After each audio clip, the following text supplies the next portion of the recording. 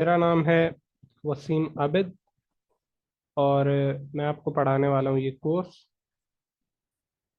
और इसमें हम जानेंगे कि वेब डेवलपमेंट क्या होती है, वेबसाइट क्या होती है, ये सारी चीज़ें। ओके जी। तो आज मैंने फ़िलहाल स्लाइड्स प्रिपेयर कर ली हैं, क्योंकि आज जो है वो हम कुछ प्रैक्टिकल करने नहीं वाले हैं, तो इसलिए मैंने कहा कि चलिए फिर कुछ स्लाइड्स जो हैं वो मैं प्रिपेयर कर लेता हूँ। अच्छा जी। तो what is introduction of uh, this course, not this course, but actually the introduction of web development and web itself. So this is necessary to understand कि वेब जो है वो वर्क कैसे करता है। सही। ओके। तो इंट्रोडक्शन टू, तो व्हाट इज अ वेबसाइट। तो a website also written as web site, यानी दो डिफरेंट वर्ड हैं, is a collection of web pages and related content that is identified by a common domain name and published on at least one web server. Example of notable websites are Google, Facebook, Amazon, Wikipedia. अगर मैं आपको दिखाना चाहूँ तो Wikipedia इस तरह से work कर रहा होता है कि आप उसमें कोई क्यूरी सर्च करते हैं और वो आपको उस क्यूरी के अगेंस्ट में कुछ रिस्पॉन्स देता है, उसके अगेंस्ट में कुछ इंफॉर्मेशन प्रोवाइड करता है और आप उसको रीड कर सकते हैं। इसमें ये जितने आपको ब्लू वाले लिंक्स नजर आ रहे हैं ये सारे क्लिकेबल हैं, आप किसी पर भी क्लिक करेंगे तो उस स्पेसिफिक पेज के ऊपर आप रीडायरेक्ट हो जाएंगे। उसके बाद डिफरेंट اه वेबसाइट, سيدي بس صحيح بس عايز هناك ولا جديد صحيح صحيح صحيح डिफरेंट वेबसाइट्स जो हैं वो डिफरेंट तरह से वर्कआउट कर रही होती हैं, यानी कि उनमें जो है वो थोड़ा बहुत उनका स्टाइल चेंज हो सकता है कि किसी में आपको ऊपर उनके मेन्यूज नजर आएंगे, इसके आप मेन्यू देखें तो साइड पर है, ये इनका लोगो है। और ये इस तरह से आपको सिंपली आर्टिकल्स प्रोवाइड करता है टेक्स्ट में, और साथ में आपको कुछ इमेजेस होंगे रेलेवेंट। उसके बाद टेबल ऑफ कंटेंट और ये चीज़ें, ये सारी चीज़ें साथ साथ जो भी आप क्यूरी डालेंगे उसमें प्रोवाइड करेगा आपको। तो एक वेबसाइट इस तरह से चलती है कि उसके अंदर एक मेन्यू होता है और उसके अंदर जो है वो टेक्स्ट या इमेजेस या वीडियोस, अगर आप यूट्यूब पे जाएंगे तो आपको वीडियोस नजर आएंगी, क्योंकि आप वहां पर वीडियो सर्च करने जाते हैं या कुछ कोई वीडियो कोई रिलेटेड टॉपिक में वीडियो आप सर्च कर रहे होते हैं। लेकिन विकिपीडिया इज टोटली अपोजिट कह लें, डिफरेंट कह लें, क्योंकि ये आपको सिर्फ रिटर्न आर्टिकल प्रोवाइड करता है और ये पब्लिक डोमेन में होता है मोस्टली। और इसीलिए कहा जाता है कि विकिपीडिया की जो है वो ऑथेंटिसिटी उतनी ज्यादा नहीं है, क्योंकि आप इस आर्टिकल, ये अब किसी बंदे ने लिखा, आप भी कोई जाकर वहां पर कोई भी आर्टिकल लिख सकते हैं अपनी मर्जी का, उसमें जो आपने इंफॉर्मेशन दी है वो 100% सही होगी इसकी कोई गारंटी नहीं है। आप उसे फोर्ज कर सकते हैं, आप अपनी मर्जी का उसके अंदर जो है वो फैक्ट्स एंड फिगर्स दे सकते हैं। तो इस तरह से हमारे पास डिफरेंट वेबसाइट्स वर्कआउट करती हैं। वो हम वेबसाइट बनाते ही क्यों हैं, ये भी एक क्वेश्चन है। हम वेबसाइट इसलिए बनाते हैं कि यहाँ पर डिफरेंट पर्पसेस हो सकते हैं, उनके बारे में आगे जाकर बात करेंगे। कि फॉर एग्जांपल यूट्यूब है तो वो एक वीडियो प्लेटफॉर्म है, फॉर एग्जांपल विकिपीडिया वो एक टेक्स्ट आर्टिकल्स के लिए प्लेटफॉर्म है। इस तरह आपको डिफरेंट प्लेटफॉर्म्स नजर आएंगे वेबसाइट्स के। तो आपका बेसिक जो मकसद होता है वो इंफॉर्मेशन प्रोवाइड करना होता है या आपको सेल करना होता है, चाहे वो आपकी सर्विसेज हो चाहे वो आपका प्रोडक्ट्स हो। लाइव प्रोडक्ट्स हैं, फॉर एग्जांपल हम ई कॉमर्स वेबसाइट्स की बात कर लेते हैं, अमेजोन की बात कर लेते हैं, जिस तरह हमने पिछले एग्जांपल में देखा कि जो है अमेजोन किस तरह से वर्क कर रहा होता है। और अच्छा जी, चलिए हम पीछे जाते हैं। तो यहाँ पर हमने एग्जांपल दी, गूगल अब अलग तरह से वर्क करता है, फेसबुक अलग तरह से वर्क करता है। सही। और उसके अलावा विकिपीडिया अलग तरह से, और अमेजोन।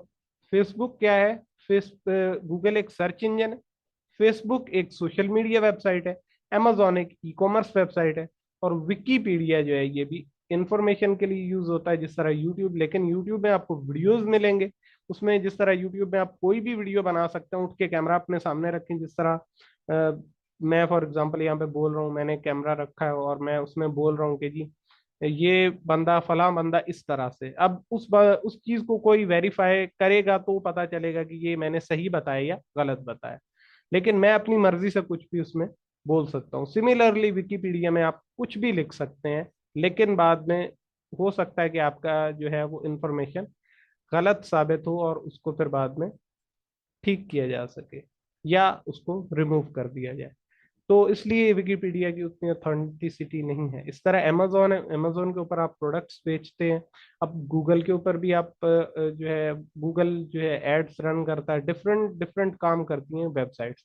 फेसबुक भी इसी तरह से, आप इंफॉर्मेशन भी लेते हैं, सोशल मीडिया भी करते हैं, उसमें अपनी चीजें शेयर करते हैं, लोगों की चीजें जो कॉमन मैन शेयर कर रहे होते हैं उन्हें देखते हैं, उनकी पिक्चर्स हो गई, उनके थॉट्स हो गए, एनीथिंग। और उसके बाद अब फेसबुक भी इस चीज में आ गया कि वो आपके साथ ऐड रन करता है। अच्छा जी, इससे आगे चलते हैं। What is world wide web? अब वर्ल्ड वाइड वेब क्या है? तो ये सारी वेबसाइट्स जो हैं ये आपस में कनेक्ट कैसे करती हैं? अब मैं यहाँ पे बैठा हूँ पाकिस्तान में, जबकि गूगल जो है वो अमेरिका में है, सही। और इसी तरह कुछ चाइना की वेबसाइट्स हैं, कुछ जापान की हैं, मैं कोई स्पेसिफिक वेबसाइट को एक्सेस करना चाह रहा हूँ, अमेरिका की होगी या कहीं और की, तो मैं क्या करता हूँ कि मैं उसको कैसे एक्सेस करूंगा? यहाँ पे बैठ के थ्रू इंटरनेट। अब थ्रू इंटरनेट चीजें कैसे वर्क करती हैं? वो कहता है कि वर्ल्ड के अराउंड में एक वेब है, वेब जाल है, डिफरेंट उसमें एंड पॉइंट है, डिफरेंट कंप्यूटर्स हैं और डिफरेंट पीछे सर्वर्स हैं। मैं यहाँ से एक रिक्वेस्ट भेजता हूँ एक सर्वर को, और वहां पर वो रिक्वेस्ट जाती है और वहां से कोई रिस्पॉन्ड आता है। फिर मैं दूसरे सर्वर को यानी दूसरी वेबसाइट को रिक्वेस्ट भेजता हूँ, फिर तीसरी, फिर चौथी। ये जितनी रिक्वेस्ट निकलेंगी वो इसको लाइंस से शो करता है, और जब ये सारे जो कंप्यूटर्स हैं ये एक दूसरे को भेजते हैं तो पूरी ग्लोब के अराउंड में एक वेब सा कुछ बन जाता है। ये आगे चल के हम देखते हैं। ये देखें कि यहाँ पर एक ये कंप्यूटर है, इसने एक रिक्वेस्ट इसको भेजी और एक रिक्वेस्ट इसको और एक इसको और एक इसको भेजी, और इसी तरह इसने सारी, और फिर ये कंप्यूटर है इसने भी इसको रिक्वेस्ट भेजी, इधर से डाटा रिसीव किया, इधर से किया। तो ये इस तरह करके एक पूरा वेब हमारे अराउंड में क्रिएट हो जाता है। ये एक इमेजिनरी चीज है, एग्जैक्टली कोई वेब क्रिएट नहीं है होता, लेकिन ये इसको इमेजिन किया जाता है कि अगर हम इसे लाइन से ड्रॉ करेंगे और वो जो कंप्यूटर्स हैं वो एंड पॉइंट्स होंगे उन लाइंस के, तो वो एक पूरा वेब क्रिएट हो जाएगा। तो world wide web, commonly known as the web, is an information system enabling documents and other web resources. अब ये सिर्फ डॉक्यूमेंट्स पे नहीं रह रहा, क्योंकि स्टार्ट में जब इंटरनेट आया था तो हमारे पास एक इमेज ज्यादा से ज्यादा हम सेंड कर सकते थे, या कुछ टेक्स्ट को हम, बिल्कुल स्टार्ट में हम सिर्फ कुछ टेक्स्ट को सेंड किया करते थे। लेकिन बाद में क्या हुआ कि हमको इतनी कैपेबिलिटी मिली कि हम इमेजेस को भी वहां पर सेंड करने लगे। और जब हम इमेज को सेंड करते थे तो वो बहुत टाइम लेता था ओपन होने में। शायद आपने वर्ल्ड वाइड वेब 1 देखा होगा, सही है। अच्छा जी, सॉरी कुछ डिस्टरबेंस आ गई थी। अच्छा जी, उसमें क्या होता है इसको वेब 1 कहते हैं, वेब 2 और वेब 3। अब वेब 3 का बहुत आपने सुना होगा कि जी वेब 3 आ रहा है, वेब 3 आ रहा है। वेब वो क्या चीज़ है? वो वेब 1 क्या है, उसमें हम सिर्फ एक कुछ टेक्स्ट भेज सकते थे या इमेजेस। जो आपने देखा होगा कि जब जी था, और मोस्टली ई भी तब नहीं हुआ करता था, आपके इंटरनेट के ऊपर जी का साइन बना होता था, सही है। 1G या फिर 2G आया, फिर 3G आया, फिर अब 4G हमारे पास है, फिर 5G आ रहा है, सही है। तो उसमें जब आप इमेज खोलते थे तो इमेज को खुलने में टाइम लगता था, it will take a lot of time to open a single image. तो स्टार्ट में आपको टेक्स्ट बहुत क्विकली खुल जाता था। तो enabling documents, most of the time इसके बनाने का मकसद यही था, स्टार्ट में यही सोचा गया था कि हम जो है डॉक्यूमेंट सेंड करेंगे। अब ऐसा नहीं हो सकता कि मुझे अमेरिका में डॉक्यूमेंट सेंड करनी है तो मैं यहाँ से अगर उसको सेंड करूंगा मेल के जरिए तो it will take a lot of time. लेकिन अगर मैं इंटरनेट के जरिए करूंगा तो it will take a second और अ मिनट, ज्यादा से ज्यादा, सही। तो documents and other web resources, अब अदर वेब रिसोर्सेज आकर शामिल होगी जब हमारे पास वेब 2 आया, वेब 2.0 जिसको कहा जाता है। उसमें क्या हुआ कि हमारे पास बूम आया एकदम से, कि किस तरह से आपने देखा कि फेसबुक ने ग्रो किया, किस तरह से डिफरेंट वेबसाइट्स हमारे पास ग्रो हुई, यूट्यूब किस तरह से ग्रो हो, गूगल किस तरह से ग्रो हुआ, अमेजोन किस तरह से ये सारी ग्रोथ हमारे पास तब आती है जब हमारे पास 2G और 3G आते हैं, जब हम इस काबिल हो जाते हैं कि हम रियल टाइम के अंदर इमेजेस को, वीडियोस को ओपन कर सकें। और 4G की बात तो बहुत ही ज्यादा बूम आ गया। आप देख रहे हैं अपने अराउंड में कि अब आपको वेब 3 की बात आपको सुनाई दे रही है। अब वेब 3 में आपको वो कह रहे हैं कि जी हम एक मेटावर्स बनाएंगे और उसके अंदर आपको जरूरत नहीं होगी कि जी आप वेबसाइट्स से सर्फिंग करें या इस तरह से, ये हम आपके लिए जो है वो गॉगल्स बनाएंगे जी, लेंसेज बनाएंगे, या हम आपको वर्चुअल रियलिटी देंगे कि जी आप अपने घर में बैठे हैं और आपने एक VR गियर पहना हुआ है और आपने हाथ के अंदर वो ग्लव्स हैं और आप चल रहे हैं और पूरी मार्केट आपके सामने खुली हुई है, आप चीजें सेलेक्ट करते हैं उसमें से और वो आप वहां से खरीदते हैं और वो आपको डिलीवर कर दी जाती हैं और आप अपना ऑनलाइन उसमें ट्रांजैक्शन पैसे उनमें भेज सकते हैं। तो वो कहते हैं हम जो है वो वेब 3.0 बना रहे हैं। तो स्टार्ट में जो हमारे पास वेब बना था वो डॉक्यूमेंट्स को सेंड करने के लिए बना था। फिर बूम आया जब 3G आया, जब 4G आया, उसमें हमने देखा किस तरह गूगल एक बहुत बड़ी कंपनी बनी, फेसबुक एक बहुत बड़ी कंपनी बनी, जब अब उन्होंने अपना नाम चेंज करके मेटा रख लिया, क्योंकि वही मेटावर्स को डेवलप कर रहे हैं। और उसके बाद हमने देखा कि किस तरह से अमेजोन इमर्ज हुई, हमारे पास भी कुछ वेबसाइट्स इमर्ज हुई, जैसे कि दराज को आप देख लें। पिछले कुछ सालों में स्पेशली जब से 4G आया तो आपको दराज के अंदर एक बूम नजर आया कि बहुत ही ज्यादा बढ़ गई है। ऑल्दो कि उसका इकोनॉमी या उसमें वो इतनी स्टेबिलिटी नहीं है जितनी अमेजोन में है, क्योंकि अमेजोन एक बहुत बड़ा प्लेयर बन गया। उसके बाद आपने देखा कि इंडिया में किस तरह से वेबसाइट्स जो हम हमारे पास आई और डिफरेंट एप्स बनने लगे, फिर मोबाइल आया, एंड्रॉयड आया और फिर डिफरेंट चीजें। सही। तो वो वेब 2.0, अब हम वेब 3.0 की तरफ मूव कर रहे हैं। Documents and downloadable media are made available to the network through web servers and can be accessed by program such as web browser. अगर आपको कोई भी वेब सर्वर से डाटा चाहिए तो आपको एक स्पेसिफिक सॉफ्टवेयर यूज करना पड़ता है जिसका नाम है वेब ब्राउजर। वो आप कोई भी यूज कर सकते हैं, बहुत सारे वेब ब्राउजर आ चुके हैं हमारे पास। जो मेन पे चल रहा है, जिसके पास सबसे बड़ा जो है मार्केट का शेयर है, वो क्रोम है, गूगल का। उसके बाद हमारे पास मोजिला फायरफॉक्स है। सही है। उसके अलावा फिर हमने देखा कि ओपेरा आया और सफारी और ब्रेव और इस तरह के बहुत सारे हमारे पास ब्राउजर है। तो ब्राउजर एक सॉफ्टवेयर है जो आपको इनेबल करता है कि आप किसी जो सर्वर है जिसके ऊपर डाटा स्टोर है उसको एक रिक्वेस्ट सेंड कर सकें और वो उस रिक्वेस्ट के रिस्पॉन्स में आपको कुछ डाटा प्रोवाइड करता है। उसमें क्या होता है, फिर आप मीडिया को डाउनलोड कर सकते हैं और नेटवर्क आपके पास अवेलेबल होता है वेब सर्वर्स के थ्रू। अच्छा जी, आगे चलते हैं।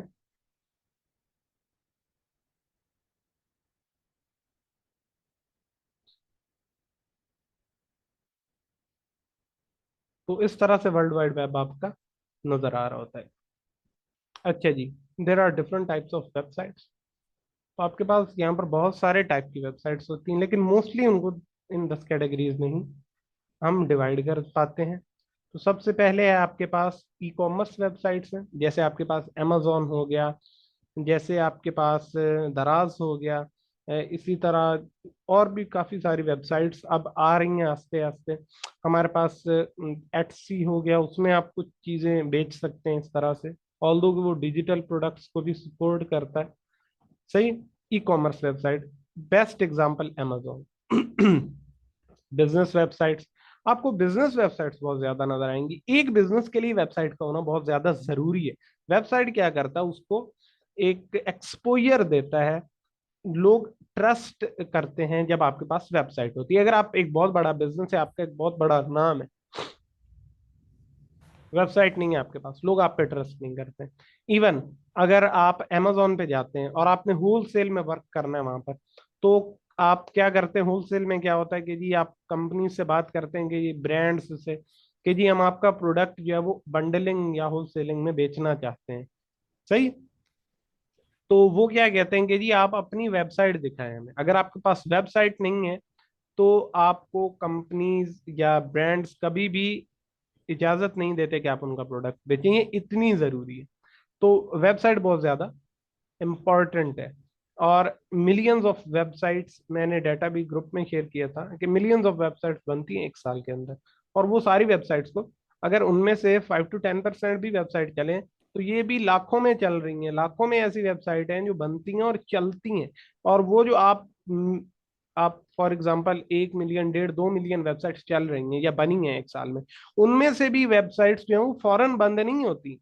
अगर आप होस्टिंग डोमेन खरीदने जाएंगे तो एटलीस्ट 1 ईयर की आपको होस्टिंग डोमेन लेनी पड़ेगी। इसका मतलब ये है कि अगर वेबसाइट नहीं चलती उसके बावजूद भी उसको एक साल चलना पड़ेगा। जब वो बनती है तो वो एक साल तक रनिंग करती है, उसके बाद वो उसको आगे कंटिन्यू नहीं करना चाहते, अबेंडन करते अपनी वेबसाइट को, बंदा जिसने भी वो बनाई है तो वो खत्म हो जाती है, लेकिन एक साल के लिए वो वेबसाइट चलती है। सही। तो अब आपको लाजमी है कि आपको वेबसाइट चाहिए। उसके आगे हर बिजनेस को एक वेबसाइट चाहिए। वेबसाइट नहीं तो लोग आप पर यकीन नहीं करते। वेबसाइट आपको ट्रस्ट वर्दी बनाती है, वेबसाइट आपको एक्सपोजर देती है, वेबसाइट आपको यूनिक क्लाइंट्स देती है। यूनिक क्लाइंट्स क्या है? अब आप अपनी प्रोडक्ट जो है वो बेच रहे हैं फिजिकली। अब फिजिकली प्रोडक्ट बेचने में इश्यू ये है कि आप सिर्फ लाहौर को टारगेट कर सकते हैं, आप सिर्फ कराची में बैठे हैं कराची को टारगेट कर सकते हैं, आप पेशावर में बैठे हैं पेशावर को टारगेट कर सकते हैं। उसके बाद अच्छा, फिर पेशावर को भी आप टारगेट नहीं कर सकते, आप कराची लाहौर को टारगेट नहीं कर सकते। कैसे? आपकी एक गली में दुकान है या आपको ये फैक्ट्री, आप एक प्रोडक्ट बना रहे हो, तो आप क्या करोगे? आप या तो उसको सप्लाई करोगे, सप्लायर्स को डिफरेंट। अब वो जहां तक होंगे उनकी एक स्पेसिफिक रीच है। अगर वो एक गली में एक दुकान है तो उसकी उस गली के अराउंड में ही रीच है, उससे बाहर से वहां पे कोई नहीं आके खरीदने वाला। अच्छा, अगर वो मार्केट में है, चले हम बात करते हैं कि जी वो एक मार्केट में, अब भी बहुत सारी मार्केट उसके अराउंड में, तो भी उसकी रीच लिमिटेड हो जाती है। तो बिजनेसेस नहीं चाहते कि उनकी रीच लिमिटेड हो, वो चाहते हैं कि डायरेक्ट क्लाइंट उनके पास आए, उनसे बाय करें, तो ज्यादा प्रॉफिट हो, ज्यादा मार्जिन हो। वो तभी होता है जब आप एक अपर लेवल, एक हायर लेवल पर जाकर बेचते हैं। बिजनेस वेबसाइट में क्या होता है कि आपको ग्लोबल एक्सेस मिलता है फ्री में। फ्री हुआ, आप एक डोमेन ले रहे हैं, एक होस्टिंग ले रहे हैं, और वेबसाइट एक बार आपने डेवलप कर ली है, you are free, you are good to go. आपने सिर्फ डाटा ऐड करते रहना कंटिन्यूअसली। आपके नए प्रोडक्ट आ रहे हैं, हमने उन प्रोडक्ट को अपनी वेबसाइट पे लिस्ट करते रहना है, दैट्स इट।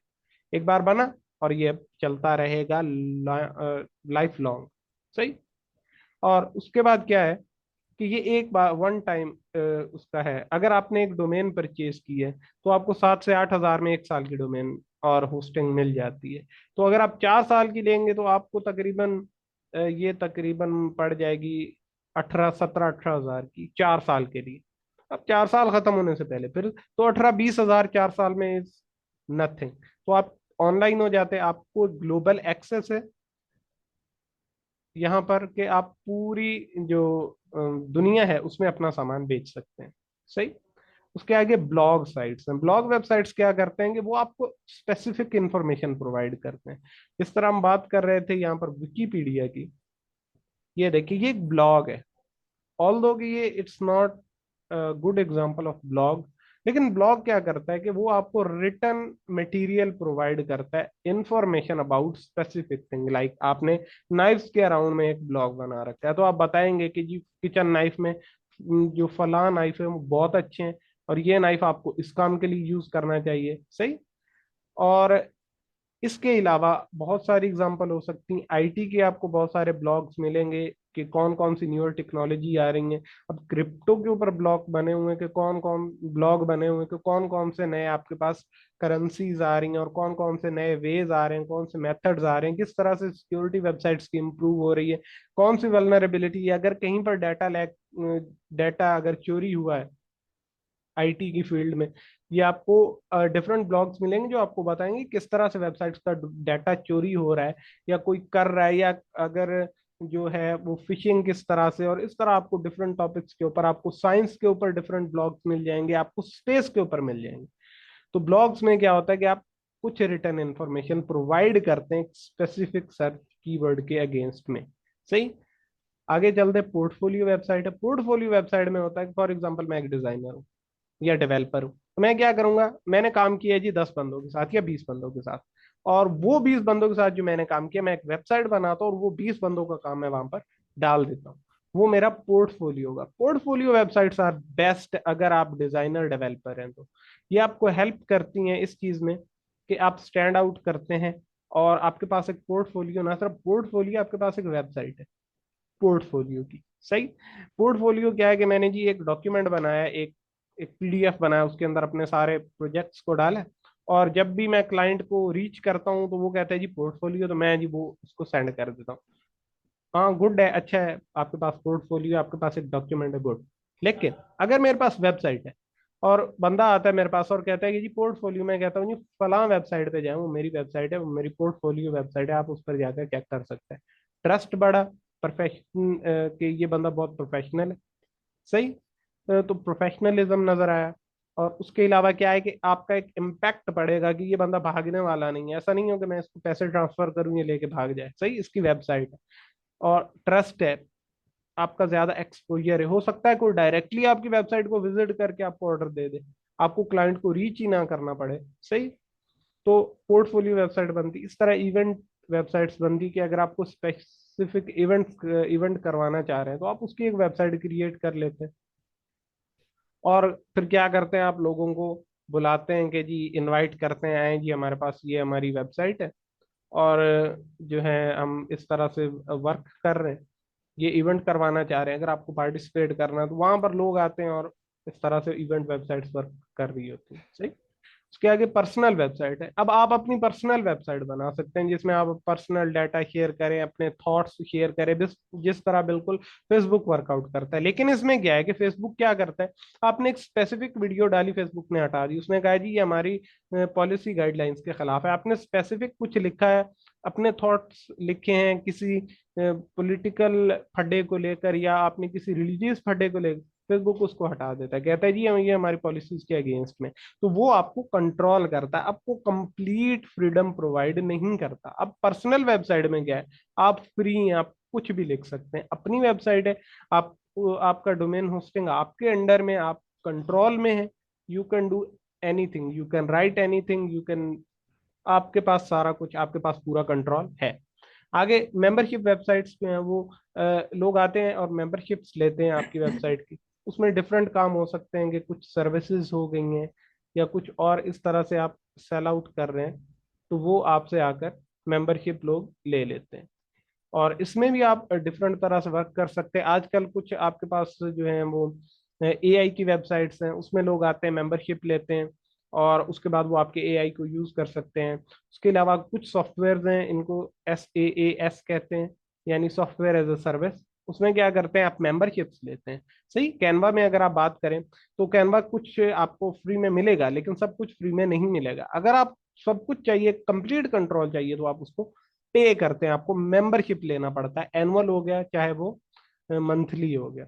मंथली या एनुअल आप मेंबरशिप लेते हैं, उसके बाद पूरा सॉफ्टवेयर आप यूज कर सकते हैं। Non profit websites, non profit different आपको वेबसाइट्स मिल जाएंगी जो कि चंदा जमा कर रही हैं फॉर एग्जांपल, या फिर वो कोई काम कर रही हैं, प्रोडक्ट ही बेच रही हैं, लेकिन नॉन प्रॉफिट है, उससे वो कुछ भी कमा नहीं रही हैं, जैसे रोलेक्स हो गई या इस तरह की जो यूनिसेफ हो गई। सही। ये वेबसाइट्स क्या करती हैं, ये एक नॉन प्रॉफिट ऑर्गेनाइजेशन होती हैं, इनको गवर्नमेंट चला रही होती हैं।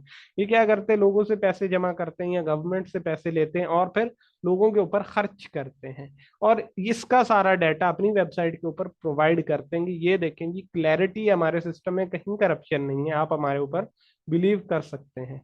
सही। तो नॉन प्रॉफिट वेबसाइट इंफॉर्मेशनल, जैसे मैंने पहले कहा कि ब्लॉग भी एक इंफॉर्मेशनल वेबसाइट होती है, और उसके अलावा बिजनेस वेबसाइट्स भी इंफॉर्मेशनल वेबसाइट की कैटेगरी में आ सकते हैं, पोर्टफोलियो वेबसाइट्स भी आ सकती हैं, और उसके अलावा जो है काफ़ी सारी यूट्यूब वगैरह भी आपके पास इंफॉर्मेशनल वेबसाइट के अंदर आ सकती है।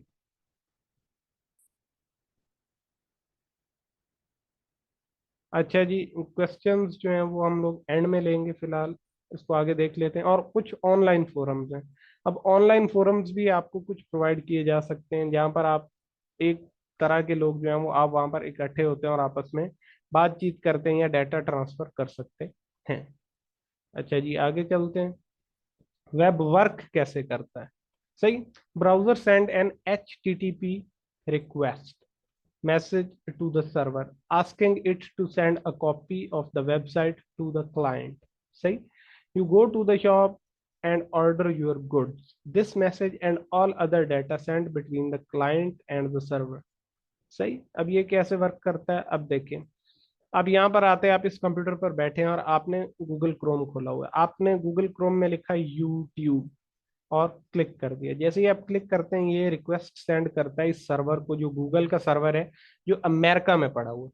ये उसको एक रिक्वेस्ट सेंड करता है कि फलां आईपी ने आपसे youtube.com मांगी है। तो ये उसके रिस्पॉन्स में कुछ चीजें सेंड करेगा वापस इस कंप्यूटर को। सही, ये मैं आपको करके दिखाता हूँ। अगर मैं यहाँ पर आता हूँ और लिखता हूँ youtube, सही .com, ठीक। अगर मैं एंटर प्रेस करता हूँ तो आप देखेंगे ये इस तरह से घूमने लगा। अब क्या हुआ, ये रिक्वेस्ट सेंड हुआ और वहां से रिक्वेस्ट वापस आया कि जी ये youtube.com है। अब उसने हमें क्या सेंड किया, उसने हमें वीडियो सेंड की।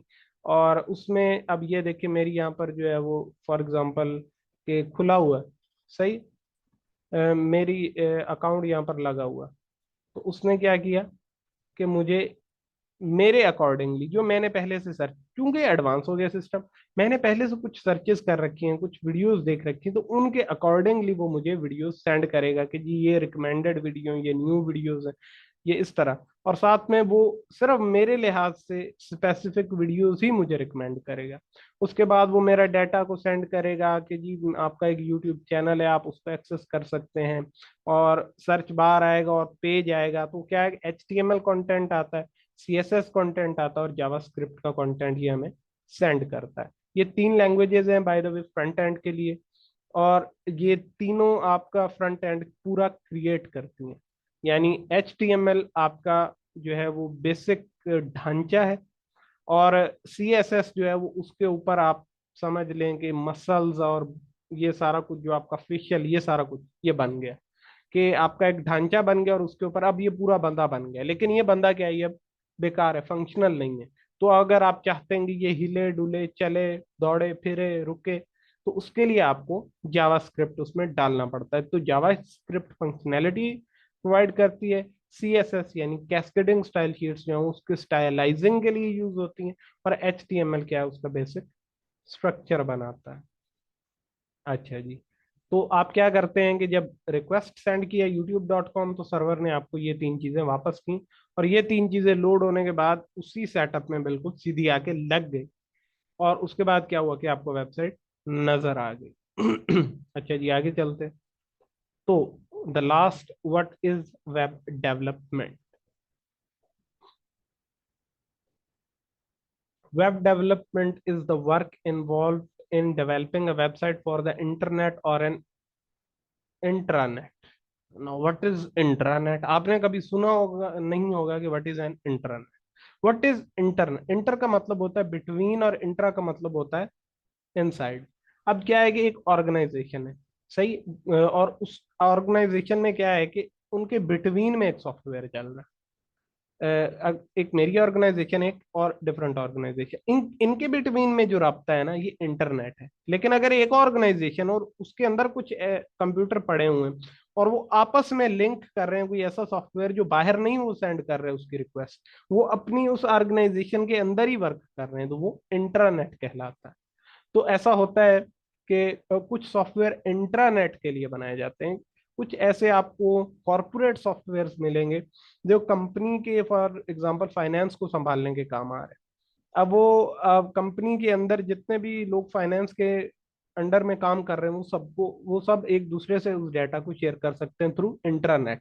लेकिन वो इसको इंटरनेट पे प्रोवाइड नहीं कर सकते अपने इस फाइनेंशियल जो भी वो सॉफ्टवेयर यूज कर रहे हैं। अगर वो ऐसा करेंगे तो बाहर से कोई हैकर अटैक करके उनके उस फाइनेंशियल जो भी उनका डाटा है उसको चोरी कर लेगा। उससे क्या हो सकता है कि कंपनी घाटे में जा सकती। तो इस तरह के फॉर एग्जांपल आपका एक जो अटोमिक, आपने जहाँ पर यूरेनियम अफजूद कर रहे हैं, सही, एक्सट्रैक्शन ऑफ यूरेनियम आपकी चल रही है, तो वहां पर कुछ सॉफ्टवेयर लगे हों, तो वो क्या करेंगे, वो उसी प्लांट के अंदर वर्क कर रहे होंगे, उससे बाहर वो इंटरनेट को एक्सेस नहीं देंगे। ऐसा ना हो कि कोई बंदा उनको वहां जाए और हैक कर ले और आपको वहां पे धमाका कर दे, आप तो आपका तो पूरा कंट्री उड़ जाएगा। सही। तो कुछ सॉफ्टवेयर इंटरनेट के लिए डिजाइन किए जाते हैं और कुछ इंटरनेट के लिए।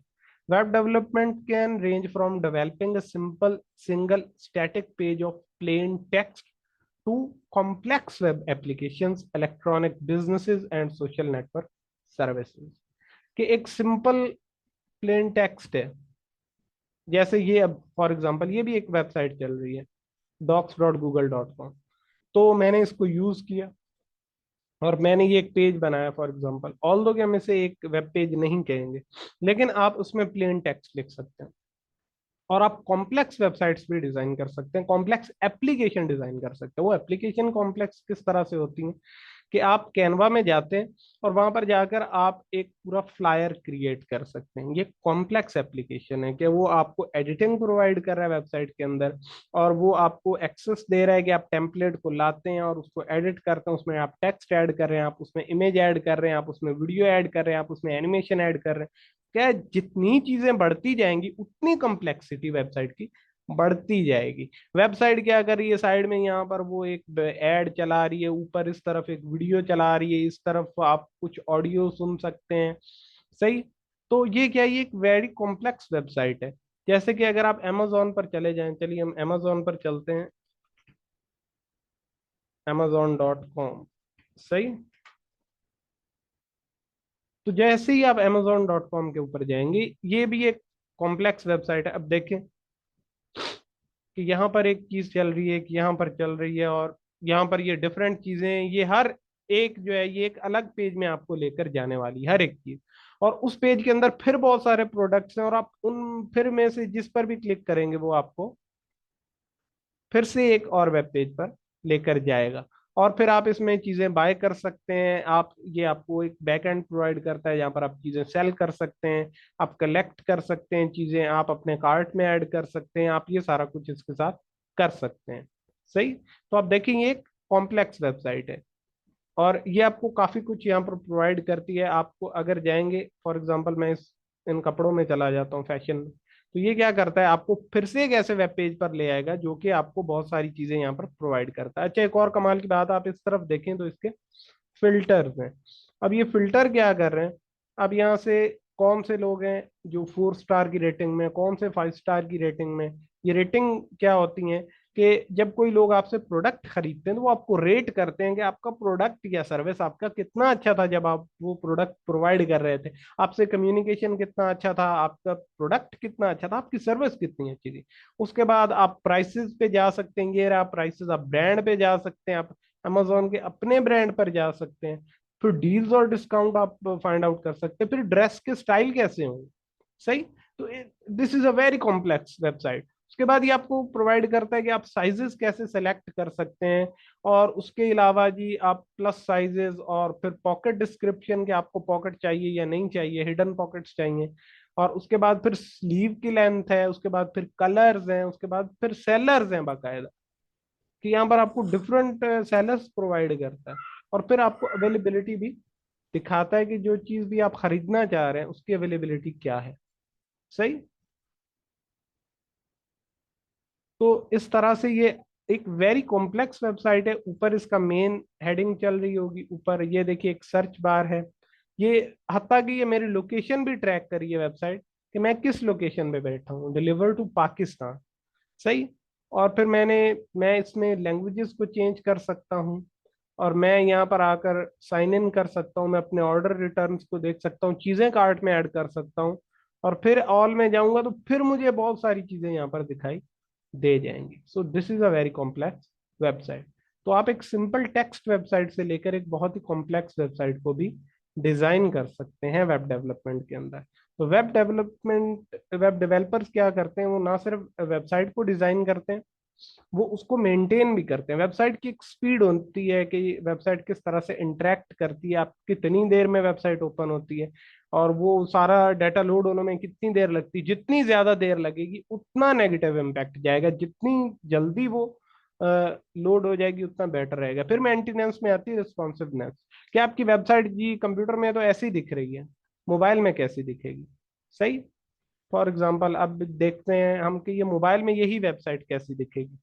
अगर मैं यहाँ पे क्लिक करता हूँ तो अब देखिएगा, ये देखिए ये मोबाइल में इस तरह से दिखेगी। आप देखेंगे बिल्कुल भी वेबसाइट टूटी नहीं है कि कोई चीज लंबी हो जाए कोई छोटी हो जाए, बल्कि ये इमेजेस ही छोटे हो गए। अगर मैं दोबारा यहाँ पे क्लिक करता हूँ तो देखिए अब ये इमेजेस बड़े हो गए, जैसे मैं यहाँ पे क्लिक करता हूँ ये इमेजेस छोटे हो गए। तो मोबाइल के अंदर ये इस तरह से दिखाई देगी। तो ये कौन डिसाइड करता है? ये वेब डेवलपर डिसाइड करता है कि ये मोबाइल के अंदर, टैबलेट के अंदर, डिफरेंट स्क्रीन साइजेस के अंदर ये वेबसाइट, ये देखिए मैं छोटा बड़ा करता हूँ तो ये इमेजेस साथ साथ में छोटे बड़े इसके होते रहते हैं। इसको कहते हैं रिस्पॉन्सिवनेस। ये भी आपके मेंटेनेंस के अंदर आ जाती है। सही। तो ये था बेसिक इंट्रोडक्शन कि what is web and what is web development. तो मैं ये चाह रहा था कि आप लोग अच्छे से अंडरस्टैंड कर लें। आज की सिर्फ ये सिंगल क्लास जो है ये स्लाइडर की है, या हम स्लाइड्स पे पढ़ा रहे हैं। और इसके अलावा अगर कोई इसके अलावा जितने भी क्लासेस होंगी वो प्रैक्टिकल होंगी, जिसमें हम प्रैक्टिकली ओपन करेंगे वेबसाइट को, चीज़ें डाउनलोड करेंगे, फिर देखेंगे कि वेबसाइट जो है वो कैसे डेवलप होती है। तो अब हम इसकी लास्ट जो मैं बात करना चाह रहा हूँ वो ये है कि हम जो वर्क जिस चीज़ पर कर रहे हैं वो है वर्डप्रेस। ये जो चीज़ें मैंने आपको बताई हैं कि 3 लैंग्वेजेस फ्रंट एंड पे हैं, कुछ लैंग्वेजेस बैक एंड पे हैं, ये काफ़ी ज़्यादा कॉम्प्लेक्स हो जाता है। तो इस कॉम्प्लेक्सिटी को ख़त्म करने के लिए एक स्पेसिफिक चीज़ बनाई गई जिसे कहा जाता है कंटेंट मैनेजमेंट सिस्टम या CMS। CMS क्या करते हैं कि आपको इजीली ड्रैग एंड ड्रॉप का एनवायरनमेंट प्रोवाइड करते हैं। तो आपको जो भी लगाना है आप इजीली वहां पर लगा सकते हैं। और वो आपको ये भी प्रोवाइड करते हैं कि अगर आप इन लैंग्वेजेस अगर आपको आती हैं तो आप उनको स्पेसिफिकली जाकर स्टाइलाइज कर सकते हैं।